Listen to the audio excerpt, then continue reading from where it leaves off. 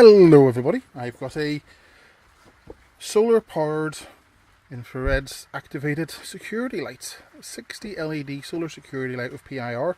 Bought it off eBay, £20 sterling from a UK supplier, although this is obviously from China. Paid about €25 when the exchange rate was applied, and the exchange rate between euro and sterling, if you're buying sterling goods, is actually pretty good right now because of Brexit. So there's one good thing came of it.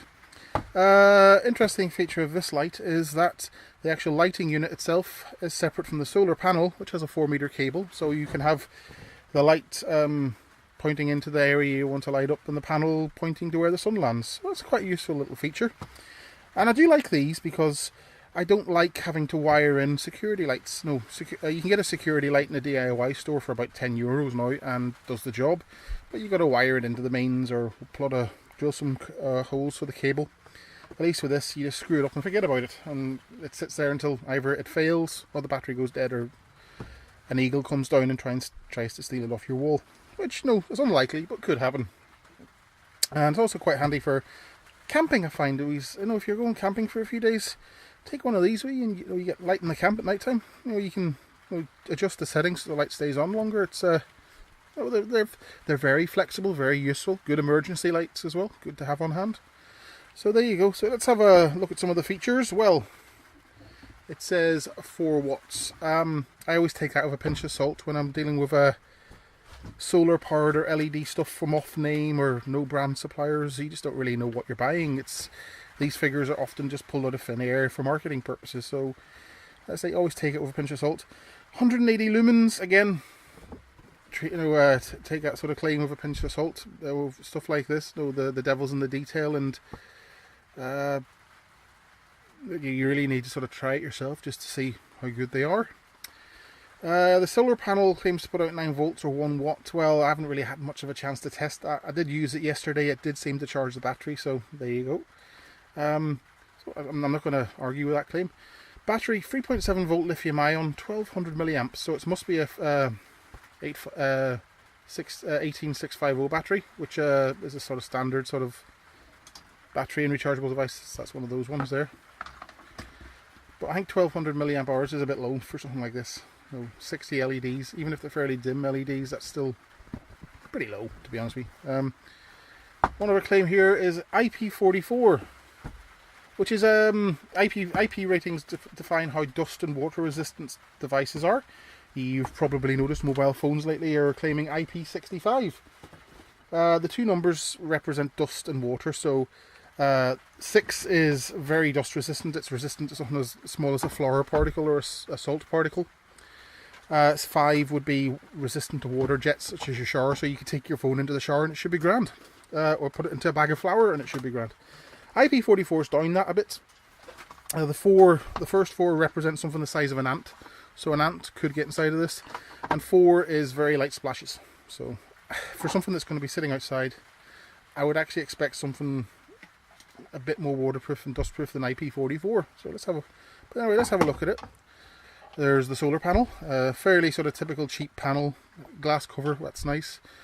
It's polycrystalline, so it does the job. It uses a barrel connector on 4 meters of cable cord, and that plugs in to here. That's how it charges up. So I can't really complain about this in that it works, although I will say I think looking around the edge there is you can see a join there that does not look that waterproof. So if you're attaching that to the wall like that and rainwater collects there or there, I think it's going to suffer and there's going to be water ingress. But if you're handy with a tube of silicone sealant or epoxy, I'm sure you could fix that. So the actual lamp unit itself is your fairly sort of typical shape. The infrared sensor is fairly typical. It's got your sensitivity dial, your time dial, and the lux dial. So sensitivity is how much movement, so you can go from nothing, so like it won't react to anything, up to maximum sensitivity, where it'll probably detect an ant flying by. Then it's got time, so it apparently can switch on from 8 seconds to 8 minutes. And the lux is basically how dark the day has to be before it turns on, so you can say have it on all day or only when it's pitch black. And of course, as typical with these sort of lamps, you're probably going to be spending several days or even several weeks adjusting these to get to them to a setting you enjoy, because you have to adjust and then test. It's a slow process. The build quality of the unit is not bad. I've seen worse, but I do have issues, particularly with a fear of water ingress. Like, it's made of aluminium, but it's very thin aluminium. Generally, you find the bigger ones, so good quality ones, have cast metal of some kind, whereas this feels more moulded. Again, it's LEDs, which doesn't generate as much heat, because the halogen versions of these would generate a phenomenal amount of heat, and that had to be dissipated somehow. LEDs are different. So I'll just have a quick look inside at the water proofiness of this.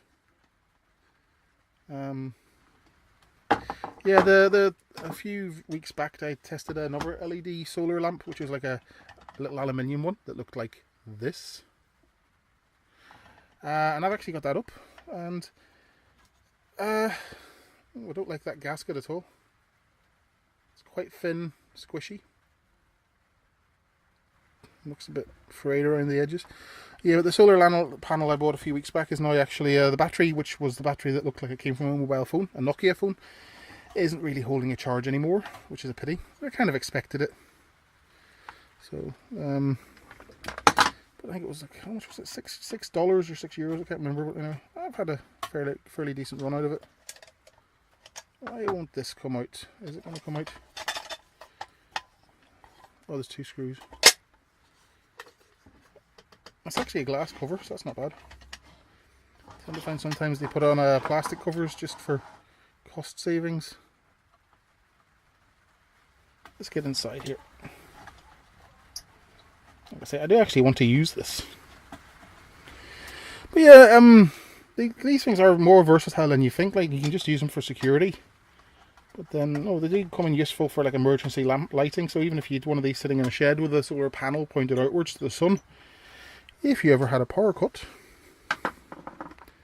go and grab it and you can get a fairly decent amount of light coming out of it.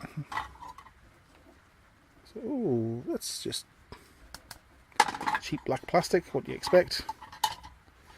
Yeah,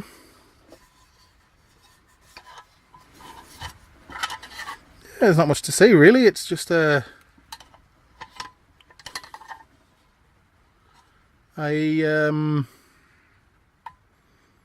LEDs connected in. I'm trying to work out.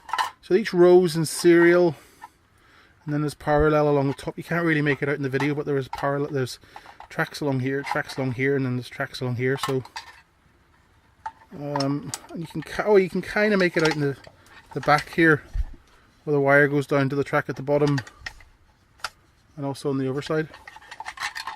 So I really can't say any much more about that, to be honest with you. It does the job. And if I actually switch it on, there's 2 settings. There's on always, auto, and off. So it's off now. I'll put that down there. It's not as bright as you would think or expect. You may notice that you can actually make out each individual LED. The camera's adjusted. If it was a bit brighter, then that would sort of merge into one big glow and the camera wouldn't be able to pick out each individual LED. So that, to me, says it's not a very bright light. Our backyard's 5 meters by 10 thereabouts. Well, it's actually a lot bigger, but our patio area is that size, and to be honest, it does the job. No, I can't really complain. It does the job, so I'll switch it off. And I will try desperately to put this back together again, because I'm going to have a nosy around the back of the battery. And maybe do a few tests if time allows. Yeah, so a bit of plastic construction inside. Doesn't really matter. You can see that gasket isn't very nice. I'd probably replace that. I could see that failing quite quickly. What way was it? It was like that, was it?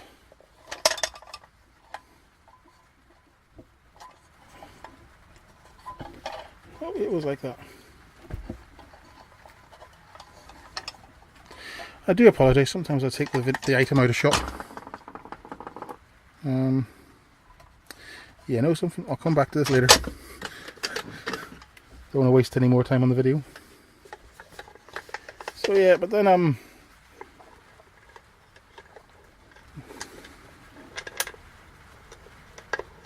yeah, I just jump ahead and edit using the magic of television, which actually makes me go. I remember growing up in the 80s, people say, and now for the magic of television. It's not magic, it's bloody editing. Who makes this? Who says this stuff? So I just want to have a look at the power side of things. I've already removed a few screws for speed. Like I said, it was an 18650 battery is what I am expecting. I have no doubts that's what will be in there. Oh, another gasket. What have we got here? Bit of shrink tubing. I think the battery's inside that. See if I can prise that out. Well, there we go. Oh, is that soldered in? If it's soldered in, I'd be disappointed. Of course, I can always replace it. I'm just going to cut the shrink tubing off. I've got more I can wrap around it.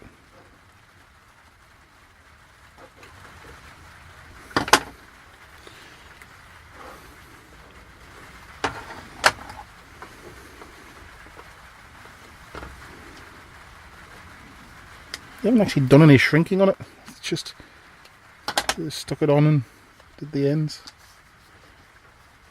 There we go.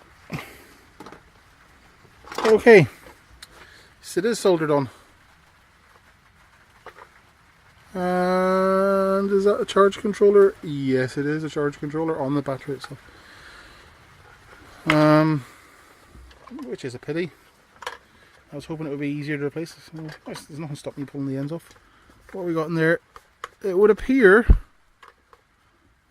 yeah, there's a little capacitor, there's an on-off switch, and a diode, which I'm assuming is for charging. So I think, yeah, the wire, the power comes in here, goes into the circuit board through the smoothing capacitor, sorry, the capacitive dropper, which is taking the 9 volts down. The diode, sorry, the 9 volts down to a charge, probably 3 volts, 3.7 volts for the battery. Then, or possibly 5 volts, so I can't really tell. So yeah, so the capacitive dropper is taking it down to 5 volts, then it's going in for the diode to stop backflow. Then sitting here, and this charge controller is taking care of the battery. And then for the power going out,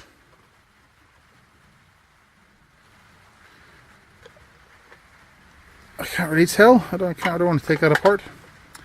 So yeah, like I say, from a power point of view, yes, you could replace this battery easy enough. If you're handy with a soldering iron, and you don't even need to use a soldering iron, you could just pry the ends off and tape them back on using some insulation tape. My biggest concern with this item, though, is weatherproofing. I don't think, for something that's going to sit out in the rain for a long period of time, it's not as weatherproof as it should be. But that wouldn't be the hardest thing in the world to fix. The solar panel, no, you could put some insulation tape or silicone. Well, it'd be easy to seal up. It really wouldn't be that hard. And as for this, put it under an eave, or again, more silicone and masking tape. So for the money, not bad at all. It's a fairly simple LED solar panel. LED powered solar panel. It does the job. It's decent. Cheerio.